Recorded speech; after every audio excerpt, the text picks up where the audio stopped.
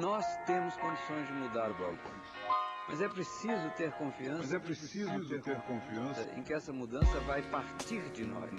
Não existe autoridade acima da soberania da ciência. Não existe autoridade.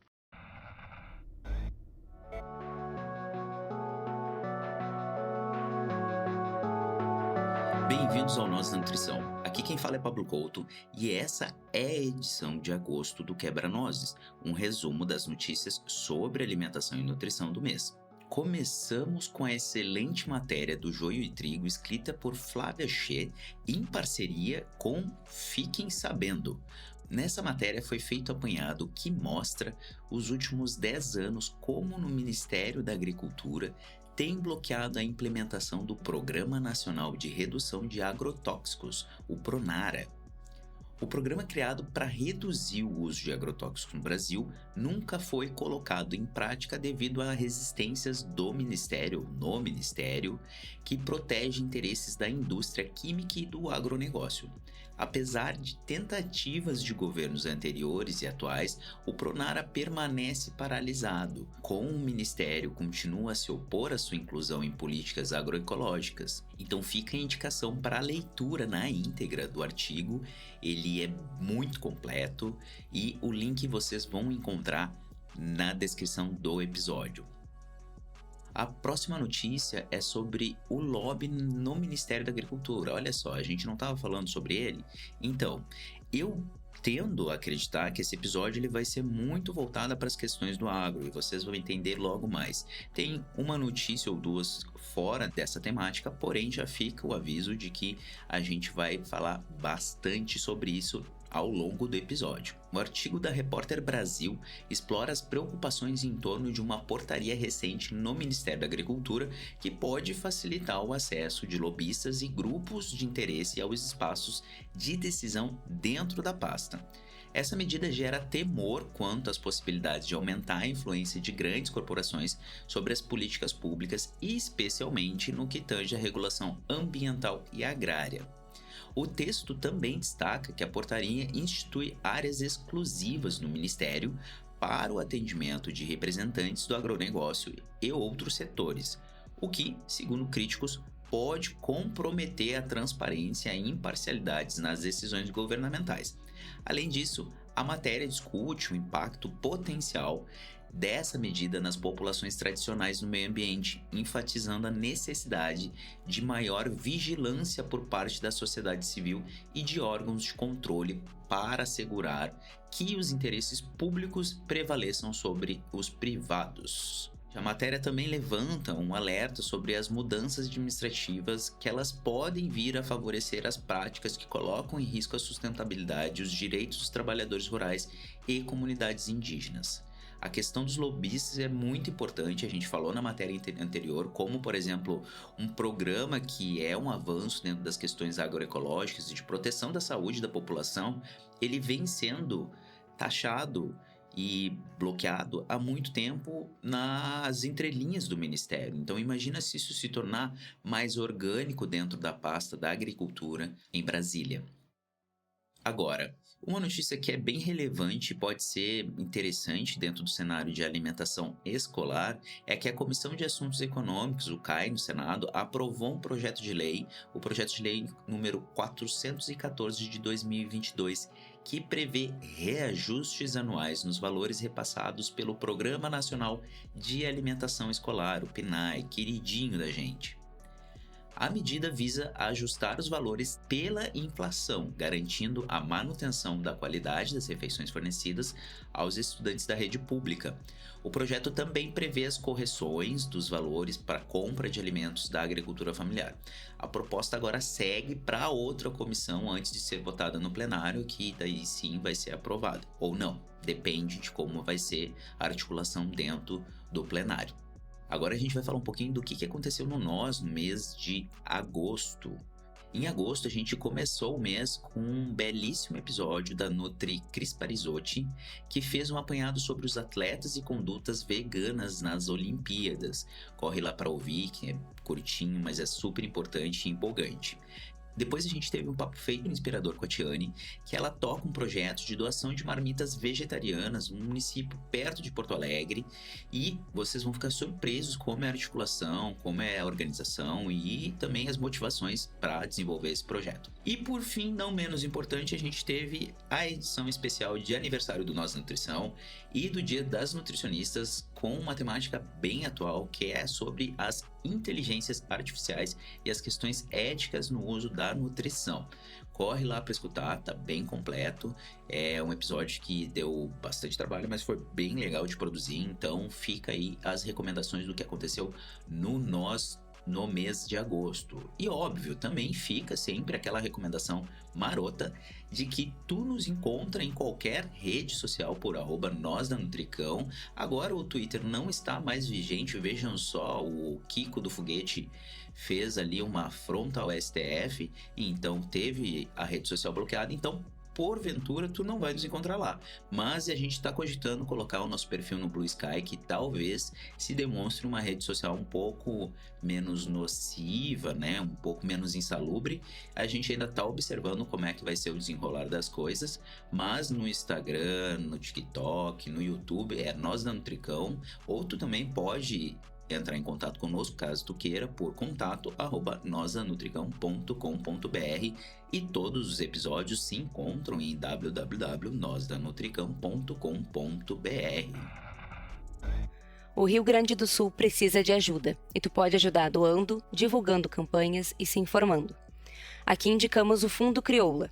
O Fundo Crioula é uma ação que surgiu em função dos impactos ambientais que o povo negro gaúcho vem enfrentando pelo racismo ambiental e das mudanças climáticas. As doações serão destinadas a povos tradicionais de matriz africana, comunidades quilombolas, famílias negras periféricas e animais que também precisam da nossa atenção e solidariedade.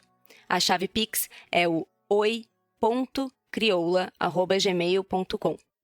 Mais informações sobre o fundo no link do nosso site, no episódio e no Instagram da Bruna Crioula, uma criadora de conteúdo aqui no Nós, muito presente em vários episódios que você já deve conhecer. Acompanhe a Bruna, acompanhe a gente, ajude, se proteja, se cuide.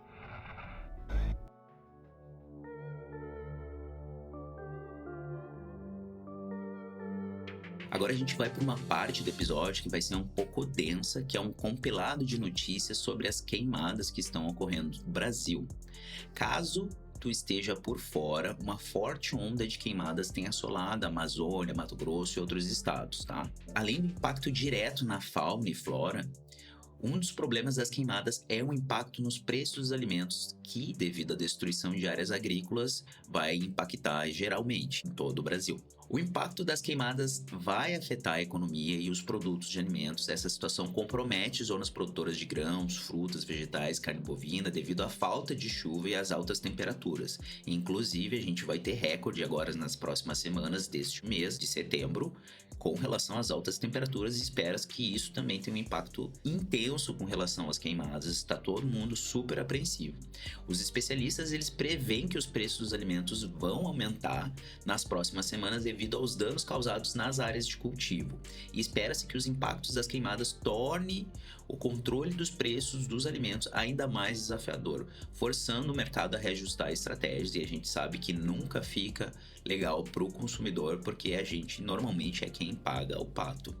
Apesar de ainda não terem sido totalmente precificados, os efeitos das queimadas devem se refletir nos preços ao consumidor final. Então, a gente observou uma coisa meio parecida naquele período das enchentes, logo após, ali na metade de junho, julho. Devido às questões climáticas, a gente teve um aumento avassalador de alguns cultivares e de algumas hortifrutis. Enfim, a gente fica apreensivo com isso, porque o poder de compra do brasileiro, ele vai definhando, às vezes dá uma leve recuperada, mas logo depois toma um golpe. Mas ainda fica a dúvida do porquê que isso está ocorrendo, como que está ocorrendo tanta queimada, por que está acontecendo, o que está havendo. Se tu não te informou, eu dei uma leve pesquisada, e as notícias recentes elas apontam para ações criminosas de incêndio em São Paulo, com 6 pessoas já presas, e o ministro da Agricultura, o Carlos Fávaro, e o secretário paulista, o Guilherme Piai, classificaram os incêndios como crimes. O governo Tarcísio de Freitas também se pronunciou, chamando os incêndios de atos criminosos, embora ele não acredite em uma coordenação por trás disso. Além disso, a Secretaria de Segurança de São Paulo já prendeu o 10º suspeito do incêndio desde o dia 22 de agosto. O homem de 39 anos ateou fogo em uma plantação de cana em Pindorama, resultando em danos devido ao clima seco nas últimas semanas. Com ele foram encontrados uma bicicleta, um isqueiro e um dinheiro. Ele alegou ter usado drogas antes do crime e foi detido. Diferentes casos de incêndio resultaram em prisões recentes, somando prejuízos milionários e 2 mortes por queimadas. O presidente do IBAMA, Rodrigo Agostinho, ele apontou que a estratégia de degradação da floresta, seguida por incêndio criminoso, se tornou mais comum, apesar da redução do desmatamento na Amazônia. Ele ressalta que o fogo é mais barato que o desmatamento, tornando a prática atrativa para aqueles que desejam destruir a floresta. No entanto, Agostinho ressalta que combater incêndios criminosos é mais difícil do que prevenir o desmatamento, uma vez que as chamas podem se espalhar de forma incontrolável, afetando não apenas criminosos, mas também vítimas involuntárias. Ele destaca a necessidade de compreender e abordar as mudanças climáticas como parte integrante do problema das queimadas. Sobre os incêndios em São Paulo, Agostinho mencionou a suspeita de uma ação orquestrada devido à simultaneidade dos focos de calor em áreas de plantação de cana-de-açúcar, mas ressalta a falta de provas concretas até o momento. Quanto à Amazônia, apesar da redução do desmatamento, os incêndios aumentaram, indicando a mudança de estratégias de degradação da floresta seguida pelo fogo. Em relação às queimadas, Agostinho destaca a importância de novas estratégias para combater o fogo criminoso que se tornam mais frequentes em uma área de floresta. Ele enfatiza que a prática de degradação seguida de incêndios representa um desafio adicional para as autoridades ambientais. E um levantamento mostrou que o Amazonas teve o pior mês de agosto em 26 anos, com mais de 10 mil queimadas registradas. O Instituto Nacional de Pesquisas Espaciais, o INPE, ele apontou que esse foi o maior número de queimadas desde 1998, quando começaram a monitorar a região. Uma mancha de fogo cobre uma extensão de quase 500 quilômetros do estado, afetando também o Acre, Rondônia, Mato Grosso do Sul e Pará. O governo declarou emergência ambiental em todos os 62 municípios do estado e proibiu qualquer tipo de queimada. A seca severa na Amazônia também preocupa, com o Rio Negro atingindo 19 metros e níveis baixos dos mananciais do estado. O fogo é causado principalmente por pecuaristas, segundo o IBAMA, com apenas 121 brigadistas para toda a região. A falta de chuva intensifica o problema junto com as altas temperaturas durante a estação de seca, tornando a vegetação vulnerável às queimadas. A mancha de fogo captada pelo satélite Copérnicus mostra uma alta concentração de dióxido de carbono na atmosfera, resultando das queimadas. A fumaça voltou a encobrir Manaus, resultando em baixa qualidade do ar e obrigando as pessoas a usarem máscara de proteção. A mancha de fogo também avançou para o Pará, Peru, Equador e Colômbia. Os dados do INPE, eles revelam um aumento significativo no número de queimadas de agosto de 2024 em comparação com o ano anterior. 3 municípios que mais queimaram na Amazônia Legal estão no Amazonas, todos localizados no sul do estado. A situação crítica exige medidas urgentes para combater as queimadas e proteger a floresta e a saúde da população. Por outro lado, é outro estado que lidera as queimadas do Brasil, o estado do Mato Grosso.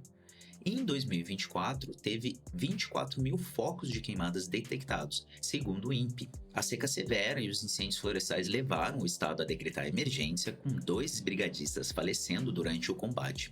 Em agosto foram registrados 13,6 mil focos, ultrapassando o número de janeiro a julho. O cenário de estiagem é agravado pela falta de chuvas em Cuiabá há 130 dias.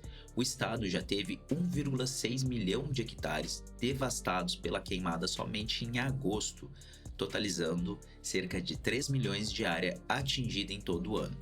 A situação é agravada pela falta de chuva e pela alta temperatura que o clima está propiciando, que favorece a propagação do fogo, por óbvio.